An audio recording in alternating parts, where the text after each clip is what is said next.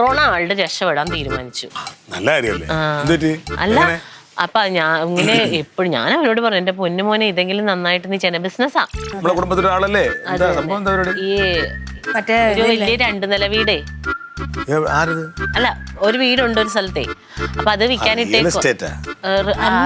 അതാണോ? അതല്ല, അത് വിൽക്കാനിട്ടേക്കുവാണ്.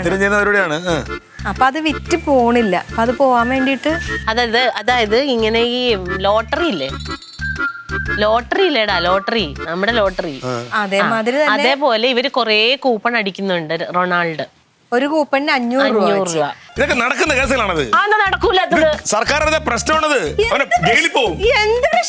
ഇങ്ങനെ നടത്തുന്നതിനകത്തവും ഇത് കൊടുത്തവരകത്തവും ഇത് പറ്റിപ്പ കേസാണ്. ഞാൻ ഒരു കാര്യം പറഞ്ഞേക്കാം, നമ്മുടെ വീട്ടില് ആളുകൾ പൈസ വെച്ച് വരരുത്.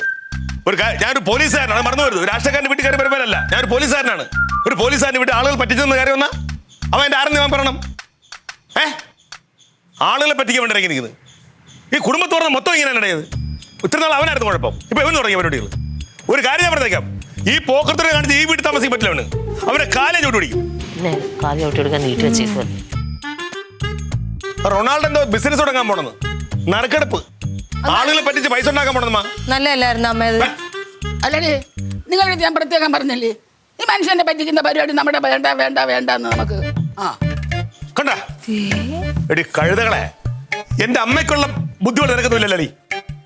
ഒരു കാര്യം ഞാൻ പറഞ്ഞേക്കാം, ആവർത്തിക്കാൻ ഞാൻ പറഞ്ഞിട്ടുണ്ട്, അവനോട് പറഞ്ഞേക്കണം, ആ പരിപാടിയായിട്ടാണ് മുമ്പോട്ട് പോകാനുള്ള പരിപാടി എങ്കിൽ ഈ വീട്ടിൽ കയറാൻ പറ്റില്ല. ചവിട്ടി ഒടുക്കി കളിയായി.